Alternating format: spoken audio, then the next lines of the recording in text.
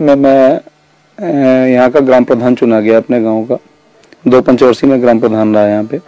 इसके बाद मैं जिला पंचायत सदस्य हुआ। मेरा छोटा भाई भी ग्राम प्रधान रहा, बगल के गांव से बीटी से भी निर्विरोध ग्राम प्रधान रहा वो। अब मेरी बहू जिला पंचायत सदस्य है इस समय, वर्तमान समय में भी। छोटा भाई मेरा ग्राम प्रधान है निर्विरोध यहाँ का ग्राम बिकरू का।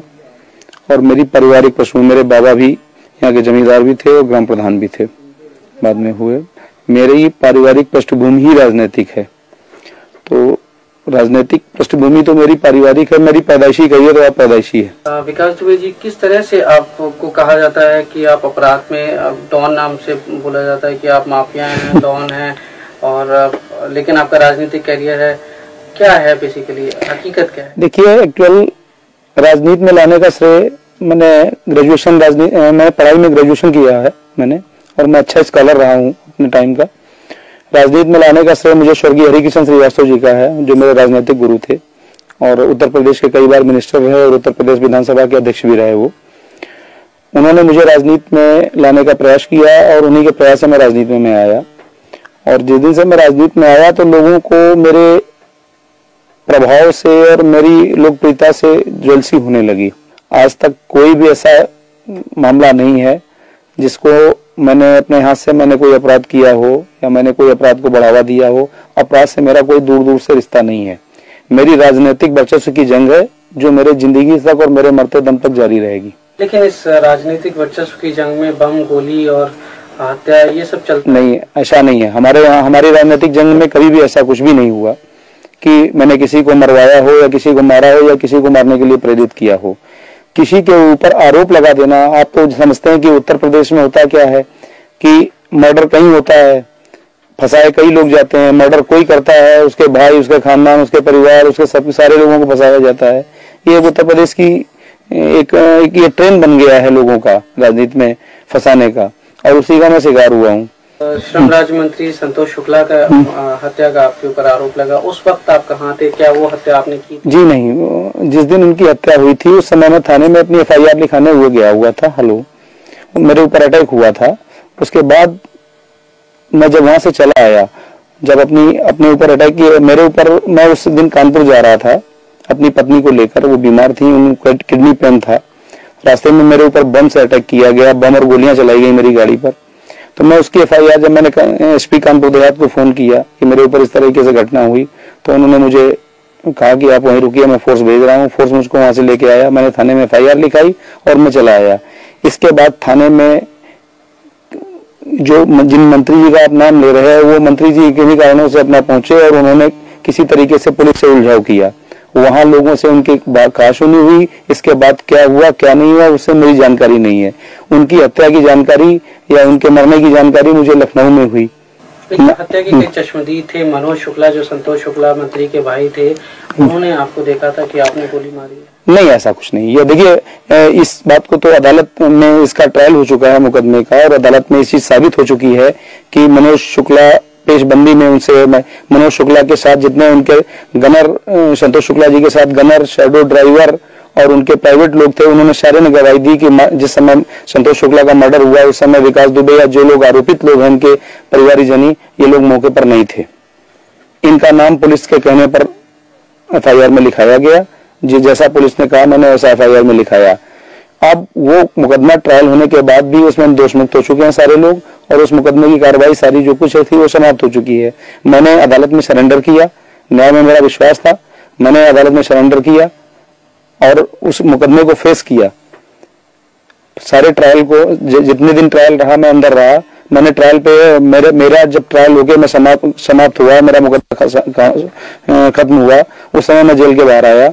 विकास दुबे जी, आप इस बात से सहमत हैं कि संतोष शुक्ला मंत्री जो थे उनसे आपकी डायरेक्ट चुनावी रंजिश थी? नहीं, ऐसा मेरी उनकी कभी कोई रंजिश, यहाँ तक कि मेरा कभी कोई गाली गलौज तक नहीं हुआ उनसे। हाँ, राजनीतिक वर्चस्व की जरूर लड़ाई थी। टॉन है, क्या आप मानते हैं? नहीं, ऐसा कुछ भी नहीं है। मेरी ओपिनियन, आप क्षेत्र में जाइए, हमारे कम से कम विधानसभा, अगर पूरे जिले में नहीं जा पाते हैं तो कम से कम मेरी विधानसभा में जाके और प्रति गाँव एक आदमी से सर्वे करिए। खाली विकास दुबे के बारे में व्यक्तिगत है, विकास दुबे का एक काम देखिए। विकास दुबे इस क्षेत्र के सबसे बड़े लैंडलॉर्ड हैं। हमारे पास सारे, मैं स्वयं की खेती कराता हूँ, स्वयं का मेरा व्यापार है, स्वयं का मेरा शेड कारपोरेशन का काम है। मेरा आर्थिक भी है। आज तक मैंने कोई आर्थिक ऐसा नहीं कि मैंने कोई आर्थिक अपराध कराया हो, किसी अपराध में संलिप्त रहा हूं। आरोप लगा देने से ही कोई अपराधी उड़ान नहीं हो जाता है। विकास दुबे के वर्चस्व को कम करने के लिए ये सारे मुकदमे फर्जी लगाए गए, जो कि अदालत में सारे खत्म हो चुके हैं। 2-4 मुकदमे भी ट्रायल पर हैं, जिनका मैं फेस कर रहा हूं, और ट्रायल होने के बाद जो भी अदालत निर्णय करेगी उसको मान्य करूंगा। मैं एक चीज जानना चाहता हूँ, छात्र जीवन से लेके अब तक आपके ऊपर कितने मुकदमे लगे गए, कितने में आप बरी हुए, कितने अभी आपके ऊपर चल रहे हैं? मेरे हिसाब से 45 मुकदमे आज तक मेरे ऊपर खिलाफ कायम किए गए। किस तरह के? गैंगस्टर के हैं, गुंडा एक्ट के हैं, पुलिस के। अभी आपने बताया सहारनपुर में साहब भी दिखाया कि साहब वो गैंगस्टर में वहां से वांछित थे, तो चूरन, नशे का चूरन खा रहे थे। आप जो आदमी अपने पूरी लाइफ में जिसने चाय न पी हो, 22 साल से चाय न पीता हो, उस आदमी को नशे का चूरन खाते हुए बता रहे हैं। आप सोच समझ सकते हैं कैसे मुकदमे पुलिस लगाती है, ये पुलिस स्वयं जानती है। तो आपकी जो छात्र राजनीति थी उसमें आपने कभी पार्टिसिपेट किया? क्या आप छात्र राजनीति से जुड़े रहे? नहीं, जब तक मैंने छात्र जीवन रहा तब तक मैं राजनीति में नहीं रहा। छात्र जीवन के बाद मैं राजनीति में आया। छात्र जीवन मेरा बिल्कुल एकदम संयमित था। मैं छात्र जीवन, मैंने जैसे एक छात्र का जीवन होता है वैसे मेरा संयमित जीवन था। अच्छा, ये बताएं, आपके बारे में ये भी कहा जाता है कि छात्र राजनीति में आप चुनाव लड़वाने का काम करते थे। यस, हाँ। क्या है वो? नहीं, मैं चुनाव लड़वाता था, ये बात सही है। चुनाव में अपने कैंडिडेट लगाता था, अपने कैंडिडेट को सपोर्ट करता था, चुनाव जिताता था। ये आप मान लीजिए कि हो सकता है ये गॉड गिफ्टेड भी रहा हो मेरे साथ, क्योंकि मुझे राजनीति से छात्र जीवन में ही कुछ मेरे अंदर जम्स आ गए थे कि नहीं है, किसी को प्रेसिडेंट बनाना है अपने यार मित्र को, या ये आदमी अच्छा है, इस काबिल है, किसको प्रेसिडेंट बनाया जाए, इसको महामंत्री बनाया जाए। लेकिन ये भी कहा जाता है कि आप इसी राजनीति से इतने प्रेरित हुए कि आपने संतोष शुक्ला को बीच थाने में इतने सारे लोगों की भीड़ में मारा, जो आप पे आरोप लगे, और आप हाईलाइट होना चाहते थे, इसीलिए आपने ये सब कारनामे किए। ये कहाँ तक सच है? देखिए, ये सब मनगढ़ंत बातें हैं और बेबुनियाद बातें हैं। संतोष शुक्ला की ना तो मैंने हत्या की और न कभी मैंने उनका हत्या का ख्याल लाया मेरे जीवन में, और मैं भी उनसे, जिन लोगों ने हत्या की है उनसे मैं सहमत नहीं हूँ। किन्हीं लोगों ने भी की हो उनकी हत्या, क्योंकि राजनीति में वर्चस्व में इतनी है। लेकिन संतोष शुक्ला की छवि चूंकि हमारे यहाँ अच्छी नहीं थी। संतोष शुक्ला के, विकास दुबे के कोई दुश्मन नहीं थे। संतोष शुक्ला ने जिन 50 लोगों को, हजारों लोगों को यहाँ जबरिया जेल में बंद कराया, फर्जी मुकदमे लगवा के, हो सकता है उन्हीं में से कोई उनका इंटेंशन रहा हो। और इवन यहाँ तक मालूम है कि संतोष शुक्ला के परिवार में, खुद संतोष शुक्ला ने 4 मर्डर करा रखे हैं अपने परिवार में। ये शायद आपको जानकारी नहीं होगी, मैं आपको व्यक्तिगत जानकारी बता रहा हूँ। संतोष शुक्ला ने अपने 2 भाइयों और अपने चाचा का मर्डर भी करा रखा है अपने गाँव में, और इनके गाँव के लोग भी इनके विरोधी हैं। वो हमारी विधानसभा के रहने वाले नहीं थे, लेकिन इनके गाँव के, और आज भी उसमें से एक आदमी फरार है। इनकी हत्या के उद्देश्य से फरार हुआ था रमाकांत शुक्ला, जो इनके परिवार का ही है, ग्राम प्रधान था इनके गाँव का, और वो इनकी हत्या के उद्देश्य से कसम खा के ही फरार हुआ था। हो सकता है उसने भी मौके का फायदा उठाया हो। एक चीज और भी है कि जब उनकी हत्या होगी, आप इतने चर्चित हुए, पूरे देश में आपका नाम हुआ, तो उसके बाद आप वसूली का कारोबार करने लगे। आप लोगों को जो है, आज तक कोई ऐसा प्रमाण नहीं है सरकारी तौर पर या लिखित तौर पर भी, ऐसा कोई प्रमाण नहीं है, और विकास दुबे को ऐसी जरूरत भी नहीं है। विकास दुबे को ऊपर वाले ने जो दे रखा है उसमें विकास दुबे संतुष्ट है। तो ऐसा क्यों है? लोग देखिए, आपको शायद ना लगे, आपके इलाके के लोग की पूजा करते, नहीं, मुझे ऐसा नहीं लगता आपके नाम से। नहीं, मुझे ऐसा नहीं लगता कि मुझे लोग, मैं तो जिस समय गांव में या क्षेत्र में अपने निकलता हूँ, छोटे छोटे बच्चे भी पंडित जी कह के आगे मेरी गोद में आ जाते हैं। मैं कैसे जानूं कि लोग मुझे खौफ खाते हैं? और दूसरी बात मैं आपको बताऊं, खौफ से सिलेक्टेड हुआ जा सकता है, इलेक्टेड नहीं हुआ जा सकता है। इलेक्टेड आदमी वही हो सकता है, और आज तक मैं कभी सेलेक्ट होके कोई मैं नेता नहीं बना, ना मैंने पाया। आज तक जितने भी इलेक्शन लड़े, मैंने पब्लिक इलेक्शन लड़े, और आज के इस दौर में पब्लिक को टेरर में लेना या पब्लिक को टेरर लेके वोट लेना, ये संभव नहीं है। तो अभी आप नेक्स्ट क्या करेंगे? एमएलए का चुनाव लड़ेंगे या नहीं? मेरी आकांक्षा तो यही कि मैं स्वस्थ हो जाऊं जल्दी, और स्वस्थ होने के बाद मेरे हाई कमान से मुझे निर्देश भी है कि जितनी जल्दी स्वस्थ हो जाएं आपको इलेक्शन लड़ना है। आप जिस समय स्वस्थ हो जाएं कमान रिपोर्ट करिए, आपको क्षेत्र दिया जाता है, जिस क्षेत्र के लिए आपको कहा जाता है उस क्षेत्र में आप चुनाव की तैयारी कीजिए। आपको अपनी सुरक्षा को लेकर कोई चिंता होती है? आपके तो बहुत दुश्मन होंगे। देखिए, राजनीति में आज तक कितने लोगों की हत्याएं हुई, सबको सुरक्षा मिली हुई थी। जब ऊपर वाला जब तक नहीं चाहेगा तब तक किसी की हत्या नहीं हो सकती। जब ऊपर वाला किसी के ऊपर ठीक होता है तब ठीक है। अगर हमने गलत काम किए होंगे तो मेरी हो सकता है हत्या भी हो सकती है। अगर मैंने अच्छे काम किए होंगे तो हो सकता है ऊपर वाला हमको भी लोगों की सेवा करने के लिए जिंदा भी रखेगा। लेकिन फिर भी सुरक्षा को लेके आप क्या एहतियात बरतते हैं? क्या सरकारी सुरक्षा आपने मांगी? देखिए, मुझे अभी तक सरकारी सुरक्षा प्राप्त थी इस गवर्नमेंट में 11 दिसंबर 2004 तक 4 जनवरी 2005 तक मुझको सरकारी गनर प्राप्त था। एक बार नहीं, 3-3, 4-4 बार प्राप्त रहा मुझे।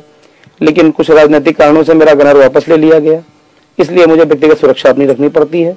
और चूंकि आप जानते हैं, उत्तर प्रदेश की राजनीति में राजनीति करने वाले आदमी को या चर्चित आदमी को अपने राजनीति से ज्यादा अपने सुरक्षा की चिंता होती है, लेकिन मैं उतना भी चिंतित नहीं होता हूँ।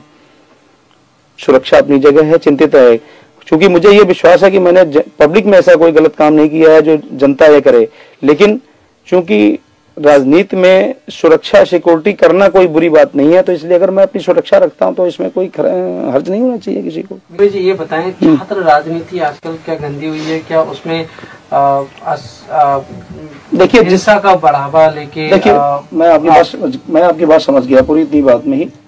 देखिए, जिनको राजनीति में मठाधीश कहा जाता है, उन लोगों का सीधा दखल छात्र राजनीति में है, जो अपने उल्लू सीधे करते हैं छात्रों के जरिए से।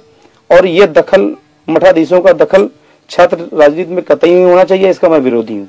छात्र राजनीति एक प्राथमिक सीढ़ी है और वो बिल्कुल पाक साफ होनी चाहिए। क्योंकि जब बच्चा शुरुआत में बेसिकली पढ़ने जाता है, प्रेप या नर्सरी में, जो शिक्षा उस समय उसको प्राप्त होती है वही उसकी आखिरी तक ग्रेजुएशन और पोस्ट ग्रेजुएशन, एमटेक, बीटेक तक चलती है। अगर किसी आदमी की नींव ही खराब कर दी जाएगी छात्र राजनीति में, अगर मठाधीशों का दखल रहेगा तो छात्र राजनीति कभी भी पाक साफ सुथरी नहीं रहेगी। लेकिन एक मठाधीश मेरे सामने बैठे हैं, उनका भी दखल रहा छात्र राजनीति में, उन्होंने भी अपने कैंडिडेट खड़े किए, उन लोगों को जिताया बाकायदा। जब तक मैं जब तक स्टूडेंट था तब तक मैं राजनीति में, छात्र राजनीति में मेरा इंटरेस्ट रहा। जिस दिन से मैंने स्टूडेंट लाइफ मेरी समाप्त हुई, उस दिन से मैंने छात्र राजनीति में कभी दखल नहीं रखा। पर राजनीति में मठाधीश बनना कोई बुरी बात तो नहीं है, लोग बनते हैं। और नहीं, मेरी समझ में बुरी बात है। कुछ और कहना चाहेंगे आप हमसे? मैं यही आपके जरिए से मैं थोड़ा सा संदेश देना चाहता हूं लोगों को कि राजनीति में जो लोग एक दूसरे को नीचा दिखाने के लिए गलत प्रभाव का इस्तेमाल, सत्ता का और पुलिस का दुरुपयोग करते हैं, ये नहीं करना चाहिए। किसी भी अच्छे व्यक्ति को आगे बढ़ने से रोकने के लिए ये रास्ता अच्छा नहीं है। अगर किसी को इस तरह रोकना है तो उसके राजनीतिक प्रभाव को कम करिए, उसकी खामियां पब्लिक में बताइए।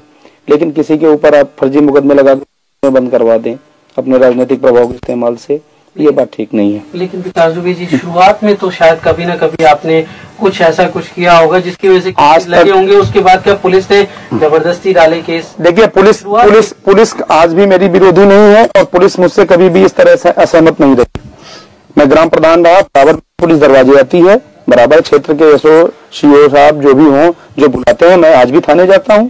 मैं कोई पुलिस से मुंह नहीं छिपाता हूं। लेकिन जो मेरा सवाल है वो ये है कि शुरुआत में तो जरूर आपसे कुछ गलतियां हुई होंगी, जिसका बाद में जो है लंबे अरसे में पुलिस ने उसको ध्यान में रखते हुए और केसेस थोपे होंगे, चाहे वो राजनीतिक। देखिए, पुलिस ने जो कुछ भी किया मेरे साथ, वो राजनीतिक दबाव में किया। पुलिस ने व्यक्तिगत रूप में मैंने ऐसा कोई काम किया और न पुलिस ने। देखिए, पुलिस को सिर्फ निर्देशित करके उनको दबाव देकर उनसे गलत कराया गया। पुलिस ने जानबूझकर मेरे साथ कोई गलत काम नहीं किया। उत्तर प्रदेश और बिहार में राजनीति में, पुलिस में राजनीति का इतना ज्यादा दखल है कि आगे चल के राजनीतिज्ञों को लेकर पब्लिक जूता लेकर दौड़ेगी, राजनीति करने वालों को पसंद नहीं करेगी। किसी दिन हिंदुस्तान में 2 स्टेट ऐसे हैं आपके, ये इनमें राजनीतिज्ञों को देखना पब्लिक पसंद नहीं करेगी। राजनीति करना तो दूर रही, राजनीतिज्ञों को देखना पब्लिक पसंद नहीं।